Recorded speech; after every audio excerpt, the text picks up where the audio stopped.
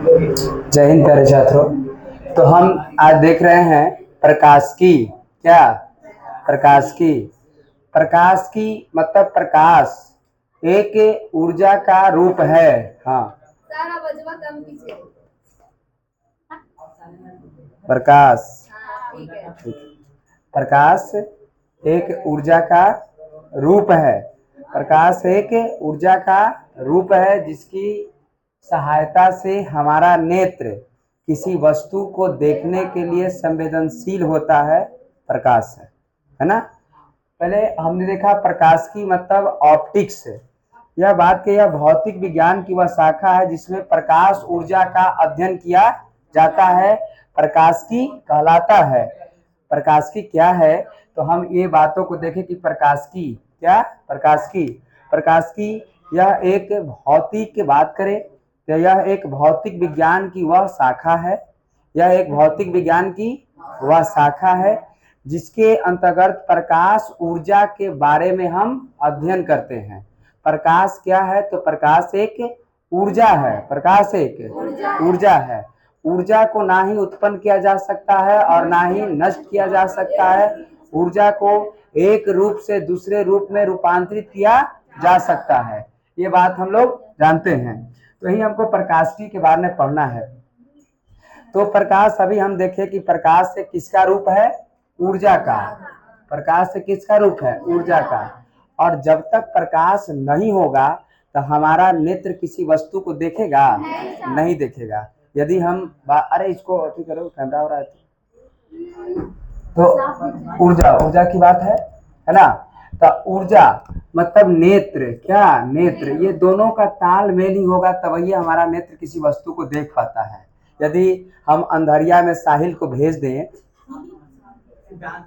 अंधरिया ने साहिल को भेज दे कि जाओ साहिल जरा केवाड़ी खोल करके एक बोतल पानी लिया, तो गया है साहिल केवाड़ी खोलने के लिए, पता चले कि दीवार खोल रहा है। अर्थात वहाँ प्रकाश है, अब प्रकाश है ये नहीं तो कैसे दिखाई देगा। अर्थात प्रकाश हम बताएं कि प्रकाश एक किसका रूप है, ऊर्जा का रूप है जिसकी सहायता से हमारा नेत्र किसी वस्तु को देखने के लिए संवेदनशील होता है। प्रकाश कहलाया। क्लियर बात है ना। सबसे पहले एक व्यक्ति आए थे जिनका नाम था न्यूटन। सबसे पहले एक व्यक्ति आए और जिनका नाम था न्यूटन। न्यूटन साहब आए,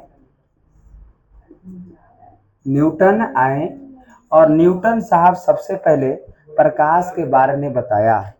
प्रकाश के बारे में बताया किसने, सबसे पहले न्यूटन। न्यूटन साहब आए और कहें कि प्रकाश क्या है, कण है। प्रकाश एक कण है जो सीधी रेखा में चलता है। कैसी रेखा में, सीधी रेखा में चलता है। न्यूटन साहब इतना अच्छे से बात को बताया प्रकाश के बारे में, एक छोटे से 6 क्लास के लड़का भी बातों को समझ सकता था। उन्होंने कहा कि देखिए यह एक सतह है और सतह से यहाँ से प्रकाश आया और प्रकाश आने के बाद, प्रकाश आया मतलब ये आपतित किरण हो गए, तो प्रकाश आया और आने के बाद उसी पथ में परिवर्तित हो गया, मतलब उसी पथ में चला गया, उसी पथ में चला गया। और ये देखो एक सरल रेखा, कैसी सरल। और इसीलिए उन्होंने कहा, सबसे पहले न्यूटन साहब ने कहा कि प्रकाश एक कण है जो किस रेखा में चला, सीधी रेखा में चलता है। क्वेश्चन यहाँ से पूछता है कि प्रकाश के कणिका सिद्धांत किसने दिया, तो न्यूटन। न्यूटन साहब ने प्रकाश के बारे में क्या बताया, तो उन्होंने बताया कि प्रकाश एक सरल रेखा है, मतलब वो सीधी रेखा में चलता है। उन्होंने कण के बारे में बताया, इन्होंने बताया, चले गए, बता करके चले गए। नेक्स्ट एक व्यक्ति आते हैं जिनका नाम है हाइगेंस। क्या नाम है, हाइगेंस। ये तो पहले आए, दूसरे आए हाइगेंस, दूसरे आए हाइगेंस आए और हाइगेंस ने कहा कि गलत बात, प्रकाश एक कण नहीं है, प्रकाश एक कण नहीं है, प्रकाश एक तरंग है। प्रकाश एक तरंग है और ऐसे चलता है। प्रकाश एक तरंग है, समझ गए, प्रकाश एक तरंग है जो ऐसे चलते हैं। न्यूटन साहब से पूछ रहे हैं, हाइगेंस जी बताइए, आपने कहा कि प्रकाश एक कण है जो सीधी रेखाओं में चलता है।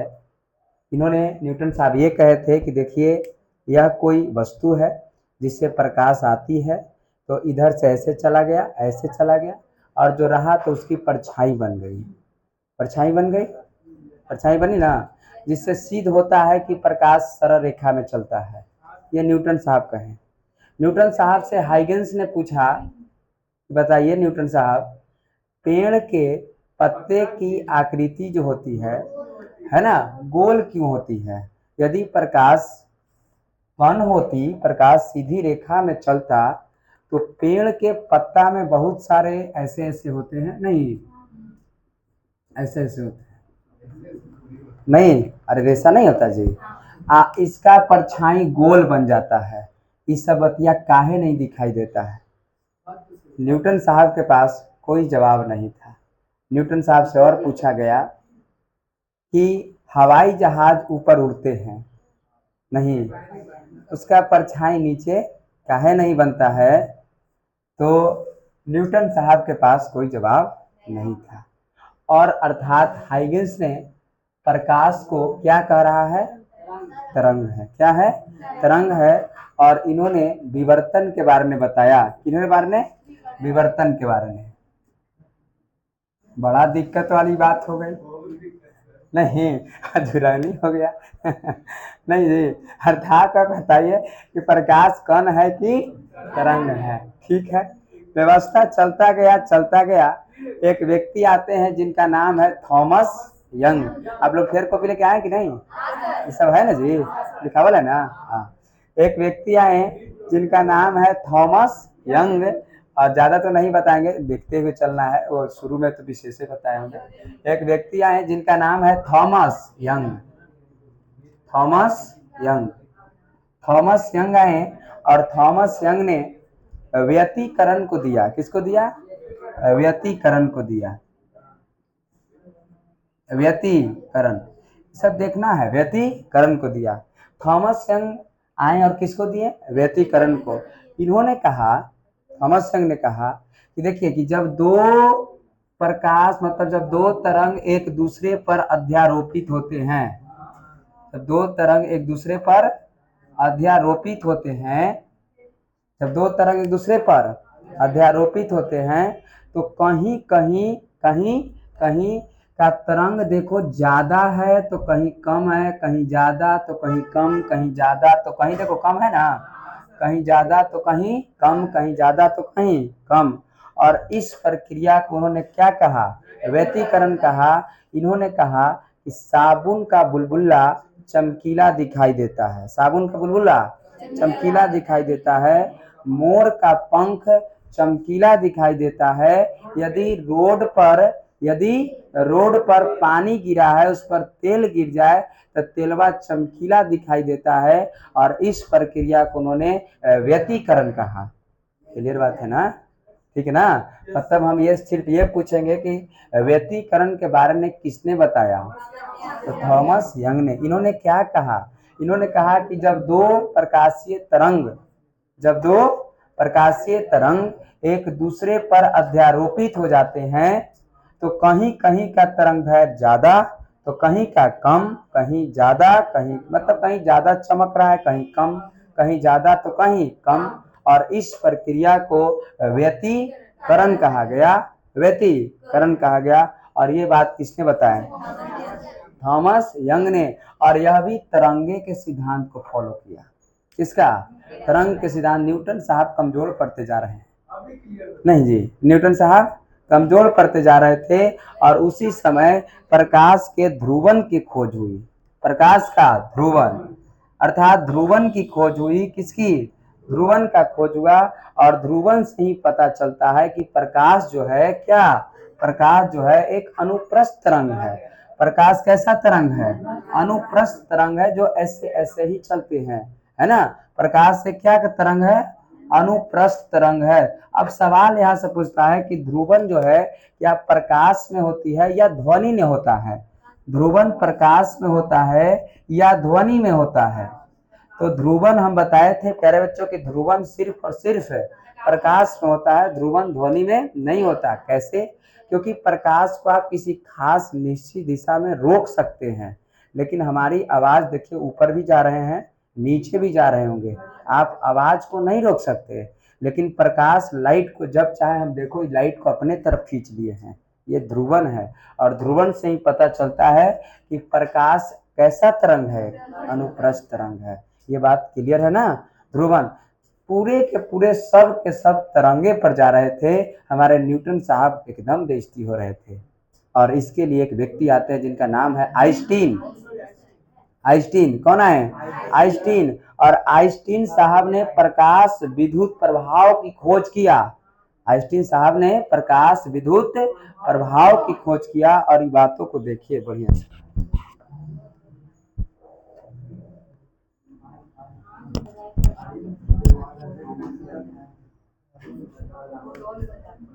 कौन आए? आइंस्टीन।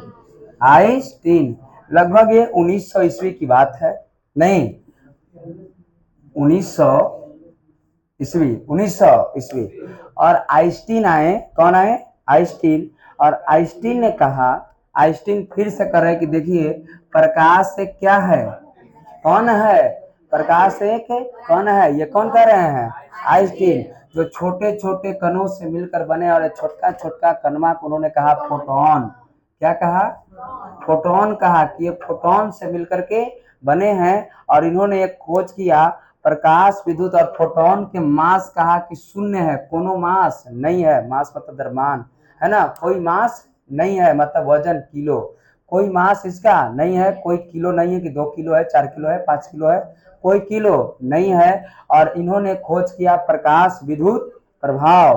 प्रकाश विद्युत प्रभाव, प्रकाश विद्युत प्रभाव। इन्होंने कहा कि जब किसी धातु के पृष्ठ पर, जब किसी धातु के पृष्ठ पर इलेक्ट्रॉन गुजारा, जब प्रकाश आया तो ये उत्तेजित होकर इलेक्ट्रॉन बाहर निकल गया। और इस निकलने को प्रक्रिया को उन्होंने प्रकाश विद्युत प्रभाव कहा। इन्होंने कहा कि जब प्रकाश कण नहीं होता, प्रकाश कण नहीं होता, तब फिर इलेक्ट्रॉन बाहर काहे निकल रहा है। जैसे धूपा ने कोई बर्तन रख देना छत पर और जा करके धर के देखना है, गर्म रहेंगे। हाँ, तो क्या उष्मा निकला कि नहीं निकला? और ये कहा कि आखिर तो ये निकल तो रहा है, चल तो रहवे कर रहा है। और तक कितने लोग अब कह रहे हैं कि नहीं सही बात है, प्रकाश क्या है? कण है। अब वो ढेर व्यक्ति कह रहे नहीं, प्रकाश से क्या है, और कह रहे हैं कि तब फिर जब ही कह रहे हैं कि प्रकाश एक कण है, तब फिर इधर से कह रहा है कि तब फिर पत्ता की आकृति गोल का है, तब फिर ही कह रहे हैं कि निकल कह रहा है बारी। बड़ा लक्षण खराब हो गया है ना, बड़ा दिक्कत हो गया है ना। इतना दिक्कत हो गया कि यदि बात किया जाए कि अब पूछ रहा है लोग कि प्रकाश तरंग है कि प्रकाश कण है, समझ गए लोग में बहुत। अब ढेर बेचारे आइंस्टीन की तरफ आ गए और ढेर किधर आ रहे हैं? न्यूटन के पास कि प्रकाश से क्या है, कण है। तो कोई न्यूटन के कह रहे हैं और ढेर कह रहे हैं कि प्रकाश से तरंग है। ढेर किसके पास है? हाइगेंस के पास है। अब बताओ साहिल तुम कने हो? तुम दोनों तरफ हो। अब इसने इसने दिव्या तुम कने हो? हेने हो कि हेने हो? कने हो? हेने कि हेने? कन में। पार्वती तुम कने हो? हेने कि हेने? हेने। अच्छा अच्छा, आप लोग कने हैं? कोई हमरो तरफ कोई है जी? बड़ा दिक्कत हो गया जी। नहीं, इतना पेचीदा बात हो गए हैं कि अगर साहिल ऐसा ऐसा लुरगर आदमी से पूछा जा रहा है, समझ गए कि जी आप कने हैं, आप क्या तरंग है कि कण है, तो साहिल कह रहा है कि देखिए ऐसा बात नहीं है ना, है ना। तो साहिल कह रहा है कि देखिए सोमवार मंगल बुध, सोमवार मंगल बुध के हम प्रकाश को तरंग कहेंगे, और बृहस्पति शुक्र शनिचर को हम क्या कहेंगे? कण कहेंगे। एतवार के ही सब बात मत करना, बड़ा टेंशन है।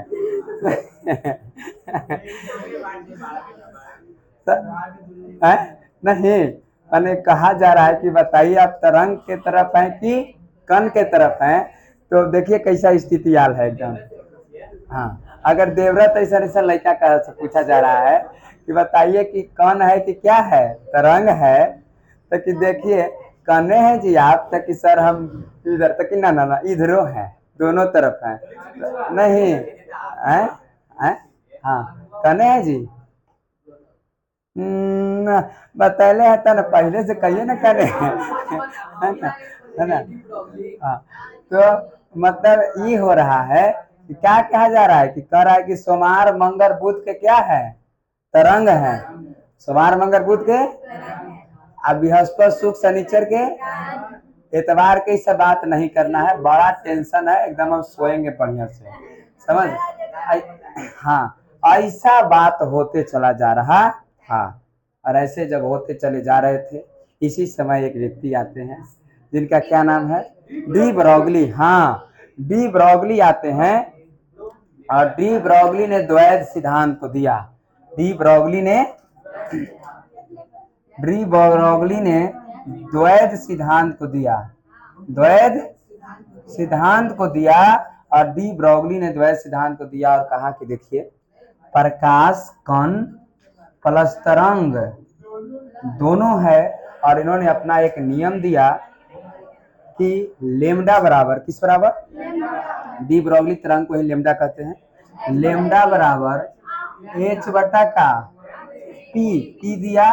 और इसी को पी को हम एम बी के नाम से भी जानते हैं, पी बराबर एम बी होता है, ठीक है। इसीलिए एच लेमडा बराबर एच बटा एम बी पूरी तरीकों से समाप्त हो गया कि अब प्रकाश है क्या, तो प्रकाश कण और तरंग दोनों है। और ये बात को साबित कौन किए, तो डी ब्रॉगली साहब। एक बार शॉर्ट में समझ लीजिए, प्रकाश की क्या, प्रकाश की बात करें कि भौतिकी विज्ञान की वह शाखा है जिसमें प्रकाश ऊर्जा के बारे में अध्ययन किया जाता है, प्रकाश की कहलाता है। प्रकाश एक ऊर्जा है, प्रकाश एक ऊर्जा है, और यही प्रकाश एक ऊर्जा है। प्रकाश के द्वारा ही हम किसी वस्तु को देखने के लिए संवेदनशील हैं, हमारे नेत्र। ऊर्जा, सबसे पहले प्रकाश की बात करें तो प्रकाश से क्या है, कण है। न्यूटन साहब ने सबसे पहले बताया कि प्रकाश से कण है, अर्थात पूछेगा कणिका सिद्धांत किसने दिया, तो न्यूटन ने। न्यूटन साहब ने कहा कि प्रकाश सीधी रेखाओं में चलता है, सीधी रेखाओं में चलता है। नेक्स्ट एक व्यक्ति आते हैं जिनका नाम है हाइगेंस। हाइगेंस ने कहा कि प्रकाश कण नहीं है, प्रकाश से क्या है, तरंग है। जो ऐसे, अर्थात इन्होंने, हाइगेंस ने विवर्तन को सिद्धांत दिया। किसका सिद्धांत दिया, विवर्तन को दिया। उसके बाद एक व्यक्ति आते हैं जिनका नाम है थॉमस यंग, वो छूट मिटा दिए हैं, थॉमस यंग। थॉमस यंग ने व्यतिकरण का सिद्धांत दिया, थॉमस यंग ने व्यतिकरण का सिद्धांत दिया। थॉमस यंग के बाद एक ध्रुवन की खोज होती है। ध्रुवन के बाद एक व्यक्ति आते हैं जो हाइगेंस के बाद ये आए, कौन, आइंस्टीन।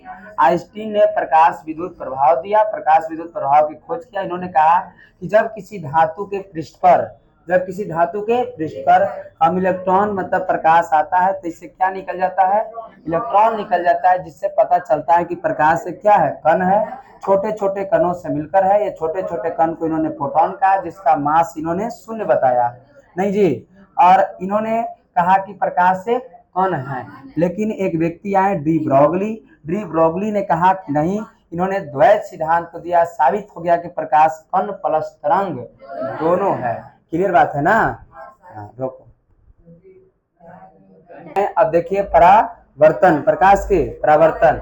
देखिए यह एक सतह है, यह सतह है, और प्रकाश के परावर्तन क्या है, तो उसको देखिए, यह एक सतह है, और ये देखो यहाँ से कोई किरण आई, और यहाँ से किरण सतह से टकरा करके चली गई, सतह से टकरा करके चली गई, और इस प्रक्रिया को प्रकाश के परावर्तन कहें। इसके द्वारा एक देखो अभिलंब खींचा जाता है, ये अभिलंब, ये जो आया किरण, इसको कहा गया आपतित किरण। कौन से, आपतित किरण, आपतित किरण। और ये जाने वाली किरण को परावर्तित किरण, परावर्तित किरण। और ये क्या है, अभिलंब। और ये देखो ये कोण बना, इसको कहते हैं हम आपतन कोण। आपतन कोण, इसको आई द्वारा सूचित करते हैं। ये है परावर्तन कोण। परावर्तन कोण, इसको किसके द्वारा? आर द्वारा सूचित करते हैं। और ये देखो ये है आपतन बिंदु। आपतन बिंदु, आपतन बिंदु। क्लियर बात? और देखो यहाँ से एक के बार में खत्म हो जाएंगे। ठीक है, देखो आपतित किरण। आपतित किरण, देखो पहले हम देखें कि परावर्तन किसे कहें। क्या किसे कहें? परावर्तन। जब कोई प्रकाश आया सतह से टकराकर चला गया, और इस प्रक्रिया को प्रकाश के प्रवर्तन कहें। प्रकाश के प्रवर्तन के दो नियम। प्रकाश के प्रवर्तन के दो नियम। पहला प्रकाश के प्रवर्तन के पहला नियम। प्रकाश के प्रवर्तन के पहला नियम देखो, आपतित किरण, परावर्तित किरण एवं आपतन बिंदु पर खींचा गया अभिलंब तीनों एक ही तल पर होते हैं। पहला नियम। दूसरा नियम, आपतन कोण का मान परावर्तन कोण का मान बराबर होते हैं। आपतन कोण का मान परावर्तन कोण के मान बराबर होते हैं। इसीलिए हम जानते हैं कि कोण आई बराबर कोण आर। ये प्रकाश के प्रवर्तन समाप्त हुआ। प्रकाश के प्रवर्तन समाप्त हुए। आगे बढ़ जाए।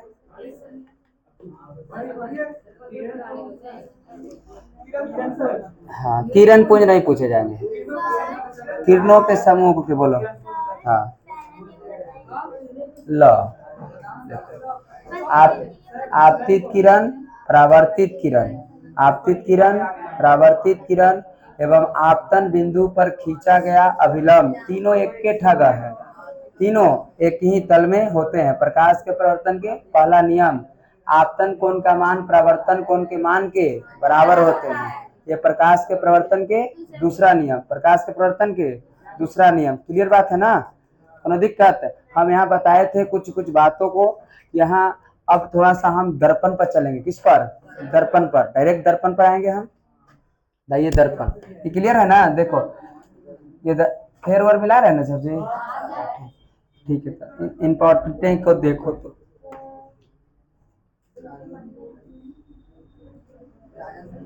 नेक्स्ट देखे, हम ये देख रहे हैं, उसको हम आए दर्पण। क्या?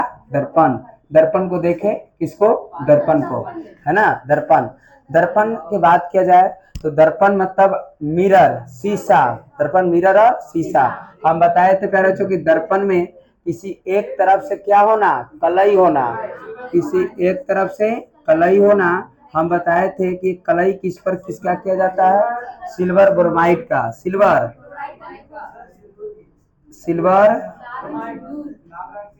ब्रोमाइड,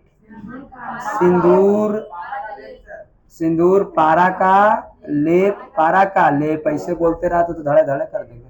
पारा का लेप। यही हम जानते हैं कि दर्पण दो प्रकार के। दर्पण कितने प्रकार के? दो प्रकार के। एक दर्पण होता है समतल दर्पण। कौन? समतल दर्पण। और एक होता है गोलीय दर्पण। कौन दर्पण?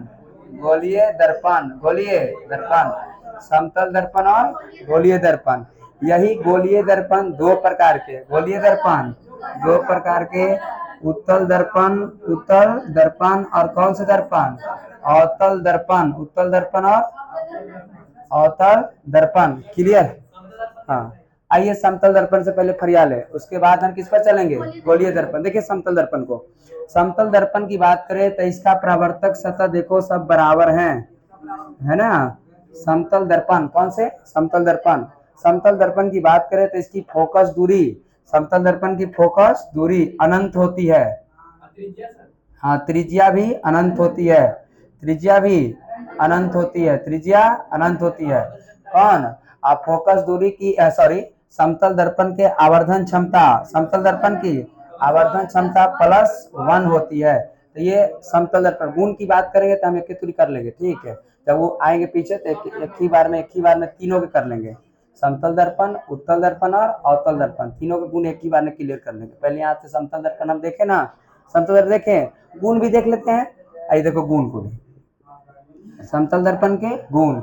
यदि समतल दर्पण में यदि आप अपने पूरे प्रतिबिंब को देखना चाहते हैं तो आपका h/2 होना चाहिए। आपका हाइट के आधा कम से कम क्या होना चाहिए? समतल दर्पण मतलब ऐनकवा पता चले कि हम जैसे अब हम 5 फीट के हैं, कितने फीट के, 5 फीट के हैं, तो 5 फीट के हैं तो 5 फीट के हैं तो समतल दर्पण कितना फीट होना चाहिए, 2.5 फीट के, कम से कम कितने, 2.5 फीट। यदि बात करें तो सती 2 फीट के है तो समतल दर्पण अच्छा कितना होना चाहिए, 1 फीट होना चाहिए, कौन से, समतल दर्पण, है ना। साहिल बात किया जाए तो 6 फीट के है तो समतल दर्पण कितना होना चाहिए, 3 फीट। कोई दिक्कत है, समझ गए ना जी। तो ये पहला गुण समतल दर्पण के पहला गुण। बात करें तो इसमें बना प्रतिबिंब काल्पनिक सीधा और बराबर होते हैं।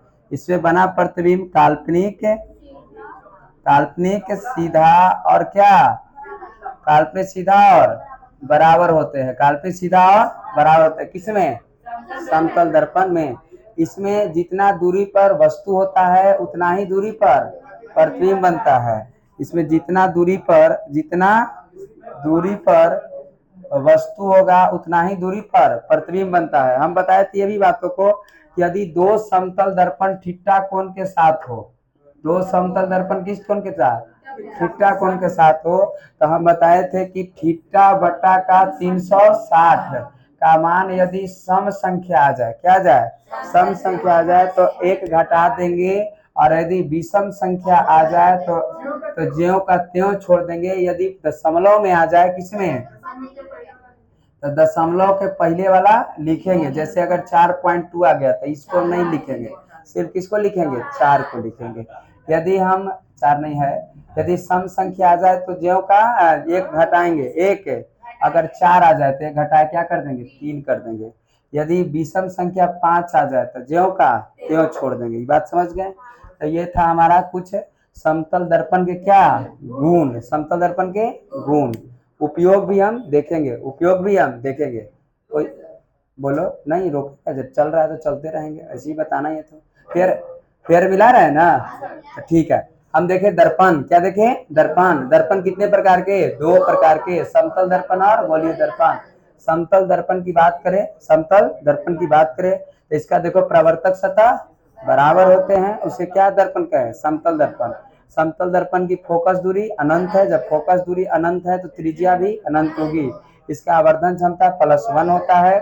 बात करें तो इसका गुण की बात करें, यदि समतल दर्पण में किसी वस्तु का प्रतिबिंब देखना है तो उसका हाइट के आधा होनी चाहिए। यदि समतल दर्पण में बना प्रतिबिंब काल्पनिक सीधा और बराबर होते हैं, और समतल दर्पण में जितना दूरी पर वस्तु होगा उतना ही दूरी पर आपकी प्रतिबिंब बनेगा। यदि समतल दर्पण थीटा कोण के साथ है, किस कोण के बाद, थीटा कोण के साथ बन रहा है, तो थीटा बटा 360 का मान यदि सम संख्या आएगा तो -1 करना है, विषम संख्या आएगा तो ज्यों का त्यों कर देंगे, दशमलव में आएगा तो दशमलव के पहले वाला संख्या को लिखेंगे, बाद वाले संख्या को छोड़ देंगे। यदि हम कह रहे हैं कि यदि समतल दर्पण पर 60 डिग्री का कोण बना रहा है, कितने डिग्री का, 60 डिग्री का, तब प्रतिबिंबों की संख्या बताइए, प्रतिबिंबों की संख्या बताना है।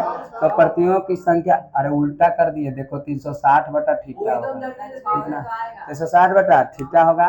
तो देखो 60 है, 6 छक 36, तो सम कितना, 6 ना आया जी, तो 6 सम है कि विषम है, सम, तो सम के लिए माइनस से करेंगे तो कितना, 5 आंसर, ठीक है। आगे बढ़ जाए। अब देखो समतल दर्पण की बात हम चलेंगे, कौन से दर्पण, बोलो, उपयोग एक ही बार कर लेंगे, एक ही बार, इसी के साथ साथ इसको मिटा देते हैं। बोलो, कुछ नहीं समझ आ रहा है, हमें कुछ समझ नहीं आ रहा है।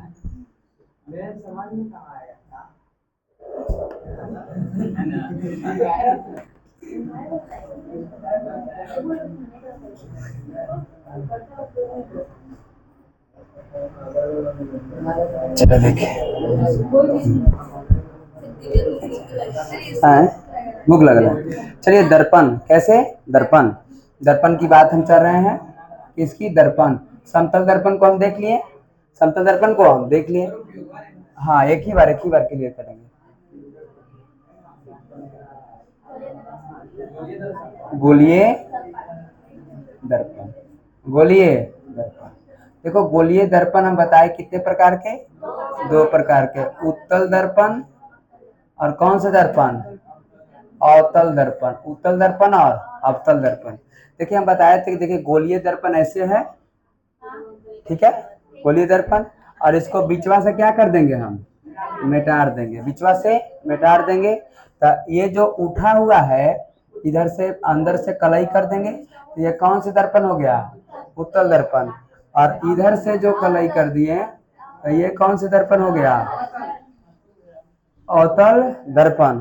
उत्तल दर्पण और अवतल दर्पण, उत्तल दर्पण और अवतल दर्पण। हाँ, कौन याद कैसे करें, ये देखो उस, देखो यह इधर से है उठल, क्या है उठल, तो उससे उठल और उससे उत्तल, ठीक है। अरे देखो ये क्या है, धंसा हुआ, तो धंसल, तो धंसल मतलब अब तलेगो तो समझ गए थे, तो ऑटोमेटिक समझ जाइएगा। नहीं, चाहे तो फिर आप ऐसे कैसे करेंगे सर, तो एगो गोला बनाइएगा ऐसे गोला, ठीक है, और गोलवा के बीचवा से मिटार देना है, गोला के बीच से मिटार देंगे। इधर से कर दिए तो ये कुछ कामे का गया है ना, कैसे ही देखिए इधर में बनेगा जी, इधर ये होगा जी, तब प्रतिबिंब हमेशा इधर ना, वस्तु हमेशा दाई तरफ न रखिएगा, तो इधर से कलई कर देंगे, वैसे ही पढ़ाएंगे तो ठीक है। तो ये देखें उत्तल और कैसा, अवतल, उत्तल और अवतल। अब बढ़िया से देखिए उत्तल और अवतल। अब पूछेगा कि उत्तल दर्पण किससे कहते हैं, उत्तल दर्पण किससे कहते हैं, तो वैसा दर्पण जिसका परावर्तक की सतह क्या है, उठा हुआ रहता है, मतलब बाहर से कलई नहीं, किधर से कलई, अंदर से कलई है, अंदर से कलई है, एक सतह क्या है, उठा हुआ रहता है, उसे कौन से दर्पण कहें, उत्तल दर्पण। और इसको इसका क्या है, अंदर से धंसा हुआ और बाहर से कलई हो, तो उसे कौन से दर्पण कहें, अवतल दर्पण। क्लियर बात है। अब यहाँ देखें हम अवतल दर्पण और उत्तल दर्पण के थोड़ा सा और बातों को देखें। ये देखिए ये हम बना रहे हैं, ये देखो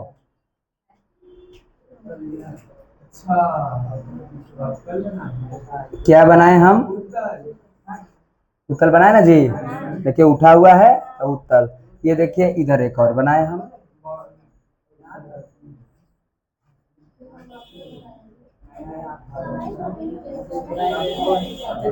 ठीक है, ये क्या बन गया, अवतल।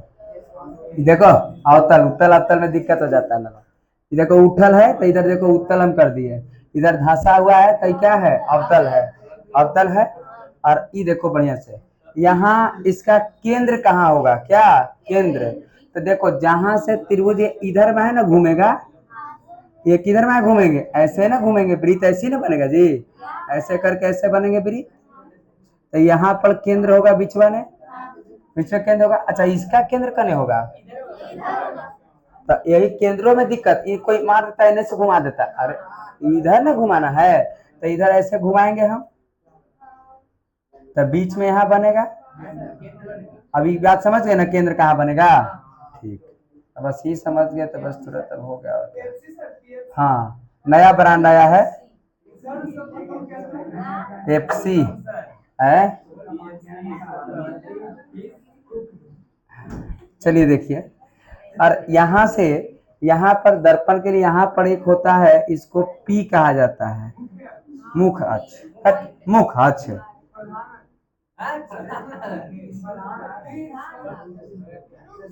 ध्रुव ध्रुव ध्रुव।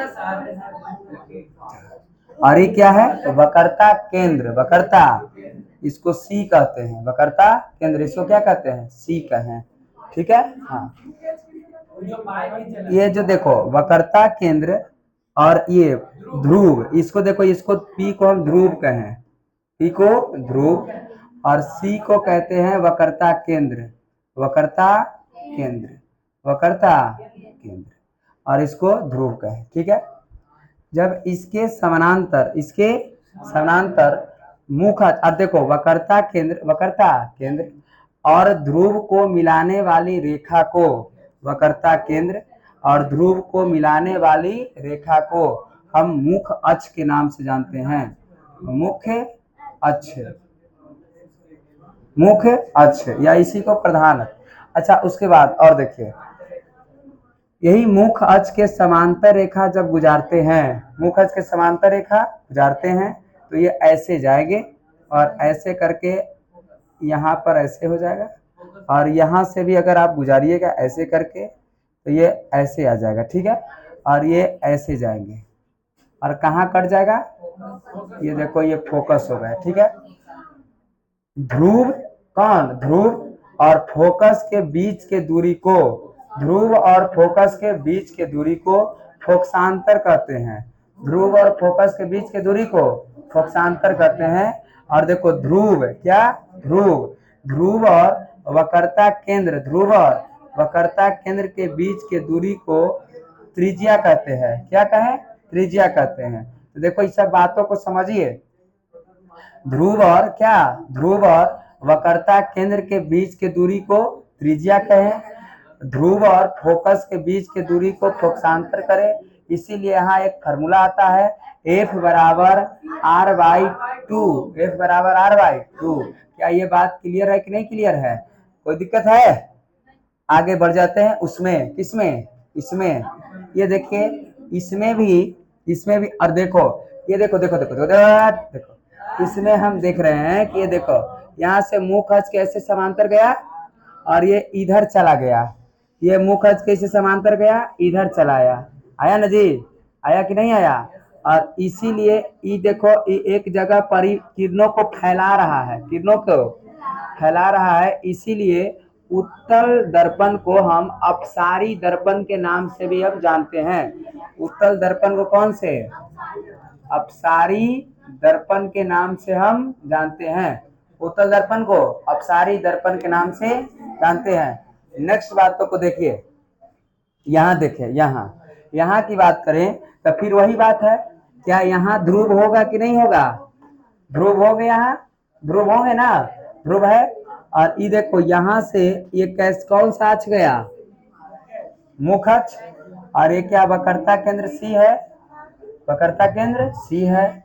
और ये देखो यहाँ से अब वस्तु जो हमेशा है, वस्तु हमेशा दाईं ओर होते हैं, वस्तु हमेशा दाईं ओर होते हैं, सॉरी बाईं ओर। इस देखो ऐसे ये यहाँ से मुख अक्ष के समांतर कोई वस्तु गया, मुख अक्ष के समांतर कोई वस्तु गया, ये देखो यहाँ से कट गया, कट गया तो किस पर काटा, फोकस पर। यहाँ से भी कोई वस्तु जाएगा और कहाँ काट देगा, फोकस पर, ठीक है।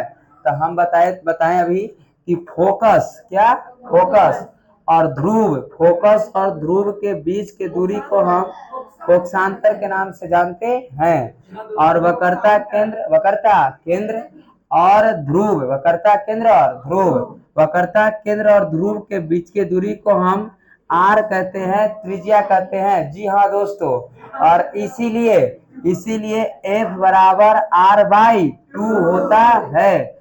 समझे कि नहीं समझे, कौन दिक्कत है। ये देखिए ये C के बाद इधर होता है अनंत, क्या अनंत, इधर भी होंगे अनंत, इधर भी होंगे अनंत। तो ये इतना बात समझ गए। थोड़ा सा कंडीशन को देखेंगे, कहाँ प्रतिबिंब बनेगा, कहाँ प्रतिबिंब बनेंगे, कौन कहाँ प्रतिबिंब बनेगा। तुरंत 6 गो इसमें कंडीशन है और 2 गो इसमें कंडीशन है, 6 कंडीशन इसमें है और 2 कंडीशन इसमें, तुरंत क्लियर हो जाता है। देखिए बढ़िया से इसको मिटा देना, ये बात समझ गए ना, ठीक है। हाँ अच्छा ठीक है। अच्छा इसको बताइए, ये किरणों को फैला रहा है कि किरणों को मिला रहा है। तो इसीलिए अवतल दर्पण को हम अभिसारी दर्पण के नाम से जानते हैं। अवतल दर्पण को अभिसारी, और ये क्वेश्चन में पूछा गया है, ठीक है। अभिसारी नहीं समझे, हाँ अभिसारी। तू लोग समझ रहा है कि सर कह रहे अभी साली ना लायक। तो अभी सारे मतलब देखिए, हाँ तो इससे भी आप याद रख सकते हैं। जैसे ही अगर किसी आदमी को अगर बीपी बढ़ गया है या बीपी बढ़ाना है, तो बीपी बढ़ाना है तो पत्नी से मिलिए। हाँ जी पिटा जाएगा आगे बढ़ जाए ना, ठीक है, मिटा देना। तो ये बात समझ गए, क्लियर है। ये सब बनल है ना, ये सब बनल है दिव्या, तो हाँ सब बनल है। फिर सब लिख ली तू सब।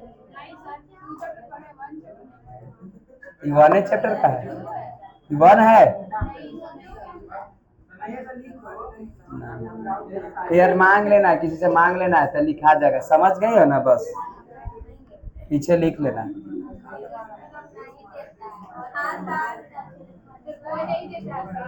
हाँ तो तुम लोग ऐवे ना करते पढ़े तो घर में बैठे रहते थे। ठीक है, पीडीएफ भेजेंगे घर तो। हाँ ग्रुप पे नहीं भेजेंगे, स्पेशल भेजेंगे, जिसके पास नहीं उसके लिए स्पेशल। चलो देखें, आइए देखो। हाँ चलो देखो, हम ये कौन से दर्पण बनाए?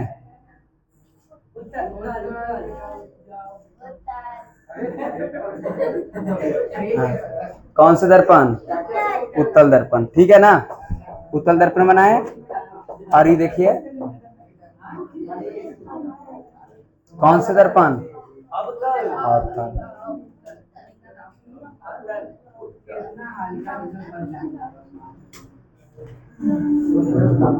क्या खींच दिए हैं? मुख अक्ष, ठीक है, इसी को ध्रुव कहा गया। ये क्या है? सी मतलब वक्रता के। ये क्या है? फोकस दूरी। इसके तरफ इधर क्या हो गया? अनंत हो गया। क्लियर बात है? यहाँ तक ठीक है। यहाँ भी देखो क्या, बोलिए।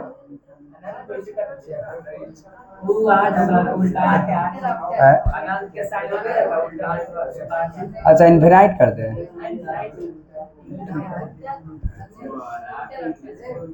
पी है, ये क्या है? सी है, और ये क्या है? एफ है। क्लियर बात? और सी, ठीक है, और इधर क्या हो जाएंगे? अनंत। इधर अनंत नहीं होगा, इधर अनंत होंगे। ठीक है जी, ठीक है जी, कौन दिक्कत है? हम बताएं कि वस्तु हमेशा किस तरफ रहेंगे? इस तरफ, अर्थात किस तरफ? हाँ, वस्तु हमेशा बाएं साइड, वस्तु हमेशा कोनो दर्पण हो, ये कोनो दर्पण हो और कोनो दर्पण हो, हमेशा वस्तु किधर रखना है? बाएं साइड, हमेशा वस्तु बाएं साइड। जैसे नाक लगा के देखना है, यहाँ से इसे नाक सटाना है कॉपी में, ऐसे बना करके और नाक सटाना है अपना अपना। हमरा कुछ देख रहा, अपना सटाओ ना, है ना।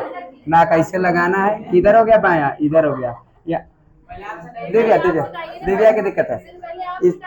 हाँ देखो, हम यहाँ से किए ना, और देखो यहाँ से ये माइक हमारा है ना, तो ये देखो यहाँ जाएगा, तो इधर ये हमारा कौन सा हाथ है? राइट दिव्या, राइट राइट, ठीक है।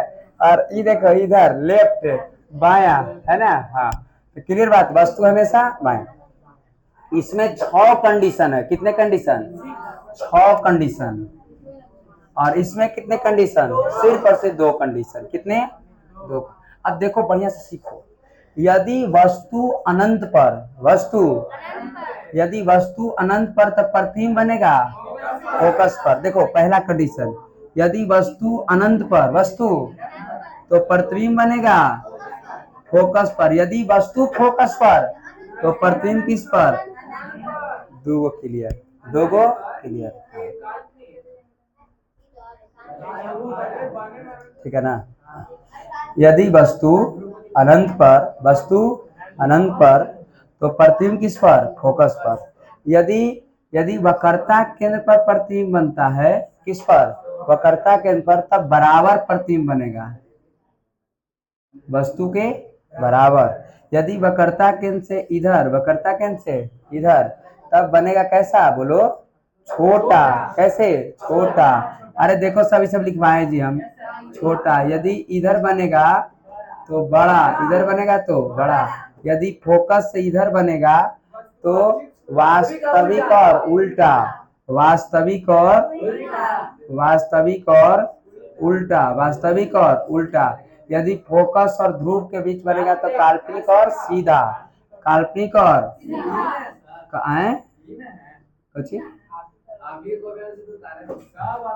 काल्पनिक और सीधा, काल्पनिक और सीधा, बताओ हम भूल जाते हैं कभी कभी बातों को।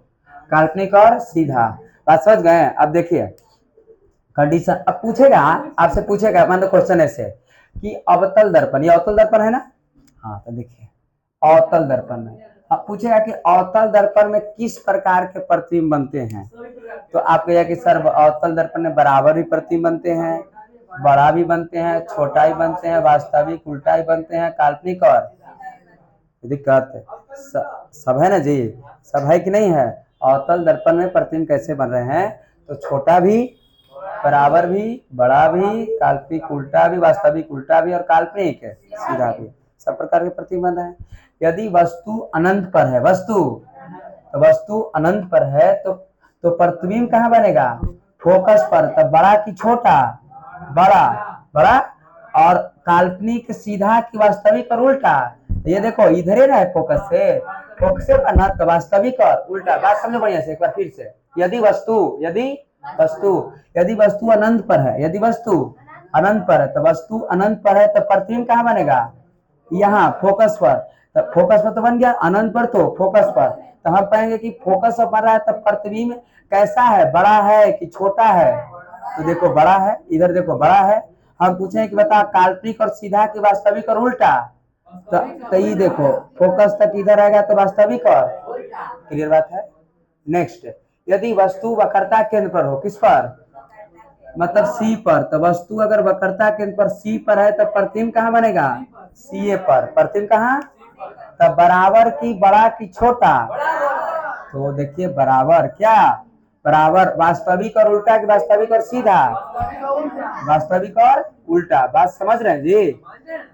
देखिए हम कहें कि यदि वस्तु वक्रता केंद्र पर है, वस्तु तो प्रतिबिंब कहाँ, वक्रते केंद्र पर, तो प्रतिबिंब एजे बड़ी बनेगा, तो वस्तु के बराबर बनेगा कि छोटा की बड़ा, तो वस्तु के देखिए बराबर बनेंगे। और हम कहेंगे कि काल्पनिक और सीधा की वास्तविक और उल्टा, तो देखिए ये इधर न है तो इधर है तो वास्तविक और उल्टा। ई कंडीशन खाली याद रहेगा तो कैसनो क्वेश्चन पूछेगा तो एकदम याद हो जाएगा, बन जाएगा क्वेश्चन।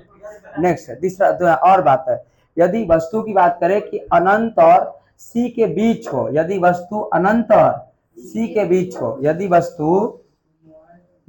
वस्तु अनंत और किसके बीच, सी के बीच में हो, अनंत और सी के बीच में है, तो प्रतिबिंब कहाँ बनेगा, तो प्रतिबिंब बनेगा सी और एफ के बीच, सी और एफ के बीच, तो प्रतिबिंब बनेगा सी और एफ के बीच। यदि सी और एफ के बीच वस्तु है, यदि सी और एफ के बीच वस्तु है तो प्रतिबिंब कहाँ बनेगा, तो अनंत और सी के बीच या सी और अनंत के बीच। अच्छा देखिए यदि यहाँ वस्तु है, यहाँ अनंत और सी के बीच यहाँ वस्तु है, तो प्रतिबिंब कहाँ बनेगा, तो सर यहाँ बनेगा, यहाँ बनेगा, तो यहाँ बनेगा तो प्रतिबिंब बड़ा की छोटा, सीधा काल्पनिक सीधा की वास्तविक उल्टा।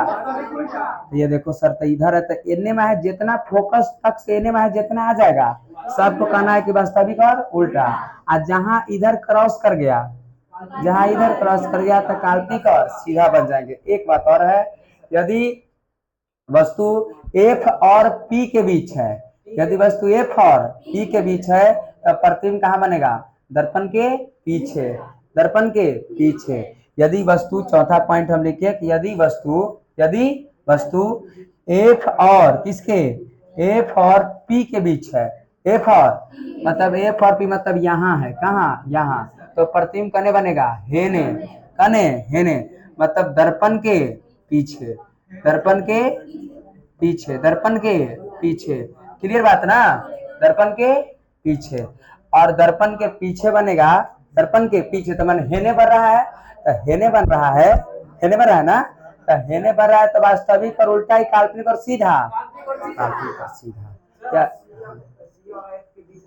हाँ अब देखिए सी और एफ के बीच वस्तु रहे, वस्तु सी और एफ, तो सी और अनंत के बीच, अनंत पर तो फोकस पर, अनंत पर तो फोकस पर, वक्रता केंद्र के वक्रते केंद्र पर, वक्रता केंद्र के वक्रते केंद्र पर, वक्रता केंद्र और एफ के बीच, वक्रता केंद्र और एफ के बीच तो अनंत और सी के बीच। यदि एफ और पी के बीच, एफ और पी के बीच, तो एफ और पी के बीच तो दर्पण के पीछे, दर्पण के पीछे।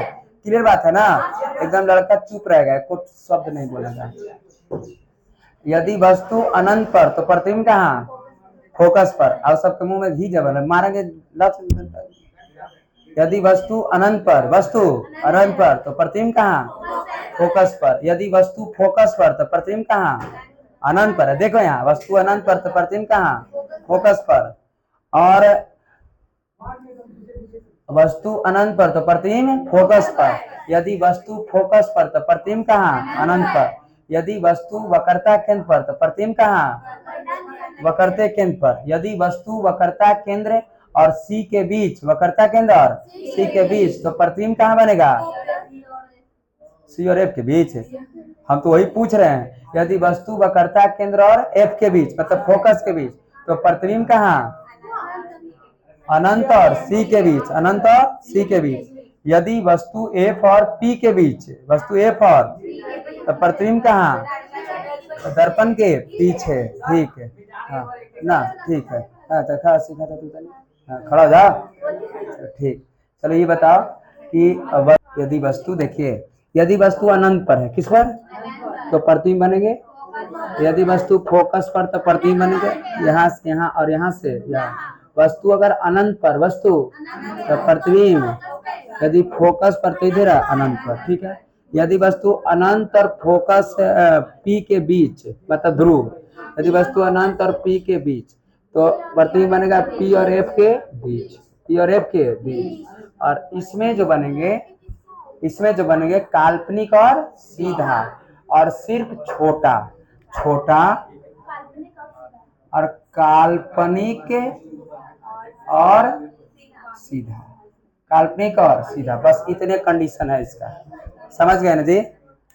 यदि वस्तु बात किया जाए तो इसमें हमेशा कैसा प्रतिबिंब बनेगा? छोटा, काल्पनिक और सीधा, काल्पनिक और सीधा। अनंत पर तो एफ पर तो अनंत पर, अनंत और पी के बीच तो एफ और पी और एफ के बीच। और इसमें प्रतिबिंब हमेशा छोटा और काल्पनिक और सीधा, काल्पनिक और सीधा। क्लियर बात हो गए? अब हम तीनों दर्पण के उपयोग को देखेंगे। तीनों दर्पण के उपयोग को देखें, कहाँ कहाँ किसका उपयोग। समतल दर्पण, अवतल दर्पण और उत्तल दर्पण। समतल दर्पण, अवतल दर्पण और उत्तल दर्पण। तो समतल, अवतल और उत्तल को उपयोगों को देखें।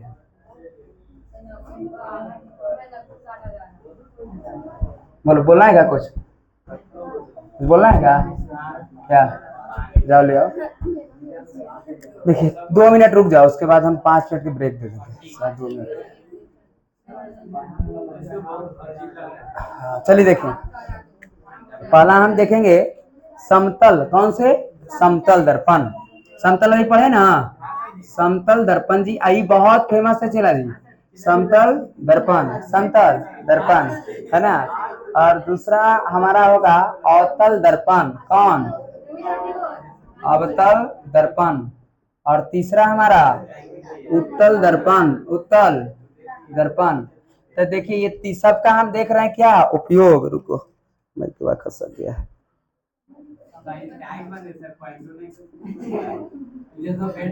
उपयोग क्या है? उपयोग तो देखिए, आइए हम समतल दर्पण के उपयोग, अवतल दर्पण के उपयोग और उत्तल दर्पण के उपयोग, कल के टेस्ट भी रहेगा पक्का। समतल दर्पण के उपयोग, अवतल दर्पण के उपयोग और उत्तल दर्पण के उपयोग। आइए, साहिल एब्सेंट रहेगा तो यहाँ खींच देंगे हम। नहीं आएगा तो जाना तो तुम नहीं जानते हो सब। समतल दर्पण, अवतल दर्पण और उत्तल दर्पण। हाँ, समतल दर्पण, अवतल दर्पण, ये लास्ट ये सब चल रहे हैं हमारा, ये सब कोर्सेज है। और ये हचाहच बता रहे हैं हम, नहीं जी। समतल दर्पण, अवतल दर्पण और कौन से? उत्तल दर्पण। ठीक है। आइए देखिए, समतल दर्पण का उपयोग कहाँ कहाँ करते हैं? क्या? ड्रेसिंग टेबल में। अब काहे करते सब हम बता चुके हैं, अभी नहीं बताएंगे कि काहे करे, कैसे अब सिद्ध नहीं करेंगे हम, ठीक ना। इसलिए हम डायरेक्ट अब चलेंगे हम। समतल दर्पण का उपयोग किया जाता है ड्रेसिंग टेबल में, ड्रेसिंग टेबल में, ड्रेसिंग टेबल में। दूसरा बात करें तो समतल दर्पण का उपयोग सजावट में। किसमें? सजावट में, सजावट में। तीसरा बात है तो पेरिस्कोप में। किसमें? पेरिस्कोप में, बहुत अच्छी बात। तीसरा कैलिडोस्कोप, कैलिडोस्कोप में। ये समतल दर्पण का उपयोग है, समतल दर्पण का उपयोग है। ड्रेसिंग टेबल सजावट, पेरिस्कोप, कैलिडोस्कोप। अवतल दर्पण का उपयोग किसका? अवतल दर्पण हजामत में, किसमें? हजामत, सजामत नहीं, हजामत बनाने, अरे दाढ़ी बनाने जी, हजामत बनाने में। समतल दर्पण का उपयोग किसका? समतल दर्पण का उपयोग रोगियों के नाक कान गला जांच करने में। जैसे हमको गला को जांच किया था, समझ गए? किस दर्पण लगाया होगा वो? अवतल दर्पण। तो चिकित्सा लिख देते हैं, चिकित्सा। हाँ जी, सोलर कुकर में, किसमें? सोलर कुकर में, सोलर कुकर में। और बताइए, हेडलाइट, गाड़ी के हेडलाइट, हेडलाइट, क्लियर बात? हेडलाइट। सौर भट्ठी, सौर भट्ठी में, सौर भट्टी जो होता है मतलब हाँ पूरा ऊर्जा लगाने के लिए, पूरा एक तरफ फॉक्स लगाने के लिए। कौन से? सौर भट्टी, सौर भट्टी, समझ गए हैं? क्लियर। देखिए उसके बाद उत्तल दर्पण। कौन से? उत्तल दर्पण। उत्तल दर्पण का उपयोग स्ट्रीट लाइट, कैसे? स्ट्रीट लाइट, स्ट्रीट गाड़ियों के साइड मिरर में, गाड़ी के साइड मिरर में, गाड़ी के साइड मिरर में। नेक्स्ट बात करें तो उत्तल दर्पण का और कहाँ उपयोग? तो एकदम ड्रेस जो टेबल लैंप जो टेबल पर नहीं पड़ते तो बॉल को ऐसे लगा देते हैं ताकि पूरा फॉक्स, देखिए टेबल लैंप है ना, तो टेबल लैंप। दुकान में भी है ना, तीखा मोड़ पर भी, तीखा मोड़ पर, जैसे ऐसे तीखा मोड़ हो जाए, यहाँ अगर लगा दिया जाए दूर से गाड़ी दिख जाएगा, है ना कि गाड़ी आ रहा है, तो तीखा मोड़ पर भी। शोरूम में भी, किसमें? शोरूम। अगर कोई दुकान का मालिक चाहता है कि हम एक अगर बैठ के और अपने सब सामान को देख लें, तो वो कौन सा दर्पण लगाएगा? उत्तल दर्पण। एक अगर बैठा रहेगा, सब लोग देख लेगा, अच्छा वो सामान है, ठीक है ना, अच्छा क्लियर। हाँ, बस के अंदर भी लगा रहता है कि पीछे देख लो, है ना, तो साइड मीटर तो वही गया बातों को। तो ये उत्तल दर्पण का उपयोग, बोलिए जी। टॉर्च में ये देखो उत्तल दर्पण की बात। ठीक है, आगे बढ़ जाए ना जी। हाँ, 5 में अभी बढ़ जाए ना ये। तो हम देखें समतल दर्पण का उपयोग ड्रेसिंग टेबल सजावट में, पेरिस्कोप में, कैलिडोस्कोप में। अवतल दर्पण का हजामत, चिकित्सक क्षेत्र, सोलर कुकर, हेडलाइट, सौर भट्ठी। उत्तल दर्पण का स्ट्रीट लाइट में, गाड़ी साइड के मीटर में, टेबल लैंप में, तीखा मोड़ के पास, और शोरूम के पास। क्लियर बात है? यहाँ से कुछ सूत्र हैं, 2 मिनट बस, चैप्टर समाप्त हो गया। ये प्रकाश का क्या? प्रवर्तन।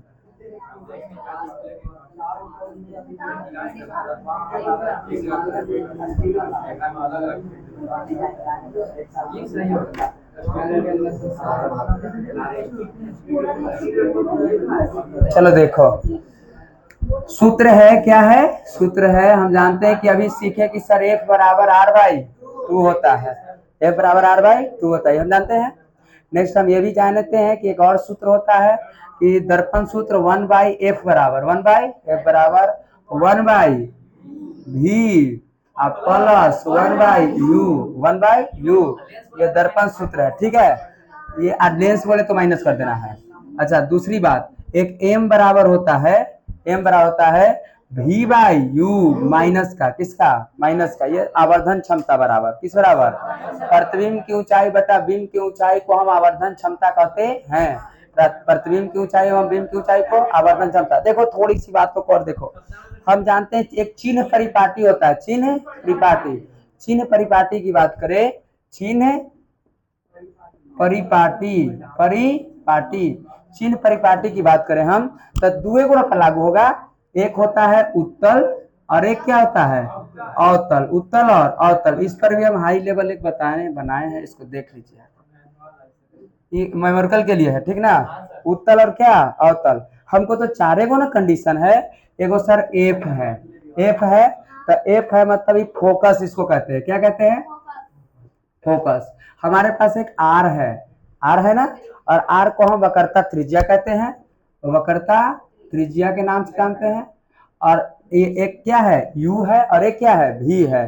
तो यू की बात करें तो यू की कहते हैं हम वस्तु की दूरी, यू को वस्तु की दूरी, वस्तु की दूरी, और भी को कहते हैं प्रतिबिंब की दूरी, प्रतिबिंब की, हाँ प्रतिबिंब की दूरी। और यही इतना बात है, ठीक है। तो यहाँ पर देखें हम अगर, तो मेरे पास एक क्या है, तो मेरे पास एक u है, मेरे पास एक u है, मेरे पास एक v है, मेरे पास एक v है, और मेरे पास एक क्या है, r है, r है, और एक f है। तो एक मेरे पास f है और एक क्या है, r है। बस इसको खाली याद कर लेंगे तो एकदम क्लियर हो जाएगा, ठीक है। वो कौनो भी u, ये u है, हम कभी कभी u भी एक के जैसा लिख देते हैं, इसलिए बढ़िया देखना, ये u है और ये v है, u है, ये v है। यदि उत्तल दर्पण रहे चाहे अवतल दर्पण रहे, उत्तल दर्पण रहे चाहे अवतल दर्पण रहे, हम बताएं कि वस्तु हमेशा किधर रहेगा, बाईं ओर, और बाईं ओर रहेंगे तो इस तरफ होता है दाईं ओर पॉजिटिव चिन्ह परिवर्तन, इस तरफ निगेटिव, तो इसीलिए दोनों कंडीशन में निगेटिव लगा देना है, ठीक है। यदि ये उत्तल रहे चाहे अवतल रहे तो u का मान दोनों कंडीशन में निगेटिव आएगा। यदि हम v की मान करें, किसकी मान करें, v की मान करें, तो v को भी हम छोड़ देते हैं, f को चलते हैं, किसकी, f को, फोकस, क्या, फोकस। तो फोकस हम जानते हैं, फोकस जो है हमेशा धनात्मक होगा, फोकस हमेशा धनात्मक होगा, और फोकस क्या धनात्मक, किसमें, उत्तल में, फोकस उत्तल में क्या धनात्मक, फोकस उत्तल में धनात्मक, और अवतल में ऋणात्मक, अवतल में ऋणात्मक। कैसे सर, तो देखिए अभी हम बताएं कि ये हम बनाएं, ये बनाएं, तो ये कौन से बना, अवतल, अवतल बना। और इसका जो बात किया जाए तो ये अवतल है, तो ये P है, ये P है, और ये क्या है, F है, F है, और E क्या है, C है, ठीक है। और एक ऐसे बनाए, ये क्या है, P है, और E क्या है, इधर F है, और E क्या है, और इधर अनंत है, इधर अनंत है। तो हम कह रहे हैं कि देखिए F किसके लिए, उत्तल के लिए, तो उत्तल यही ना है, तो F उत्तल के लिए इधर, तो इधर प्लस है कि नहीं है, तो ये देखिए इसलिए हमने प्लस लिखा। ये देखिए अवतल के लिए तो F किधर है, इधर, और इधर प्लस हो तो इधर माइनस, इधर प्लस तो इधर माइनस, तो इधर अवतल में, तो इधर अवतल में ये F क्या होगा, तो इसीलिए माइनस रखे, माइनस रखे। R की बात करें, किसकी बात करें, R की बात करें, तो R भी वही होगा, R भी वही होगा, मतलब इसमें प्लस तो इसमें माइनस। अरे R तो R मतलब त्रिज्या, R मतलब वर्गता, मतलब यहाँ से लेकर हम बताए थे कि ध्रुव और वक्रता केंद्र के बीच की दूरी को त्रिज्या कहते हैं, और फोकस और ध्रुव के बीच के दूरी को फोकसांतर कहते हैं। तब R इधर ना है जी, तो इधर है तो, और इधर रहेगा तो ये दोनों बात क्लियर है। और ये क्या है, भी है, क्या है, भी है, समझ गए, क्या है, भी है। तो भी है तो उत्तल में, किसमें, उत्तल में भी हो जाता है हमेशा पॉजिटिव, और अवतल में हो जाता है पॉजिटिव और निगेटिव दोनों, पॉजिटिव निगेटिव दोनों, क्योंकि इसमें दोनों बन जाते हैं। और ये बात याद करके आपको, वो पंखा चालू करना है, अच्छा दबा दो तो साइड वाला, क्लियर बात है, साइड वाला दबा दो, ये वाला, ये वाला, ये वाला, ये वाला। और देखिए इस तरह से, अगर देखो यदि प्लस कब बनेगा, जब वस्तु काल्पनिक रहे, कैसा, काल्पनिक, काल्पनिक, काल्पनिक और क्या सीधा।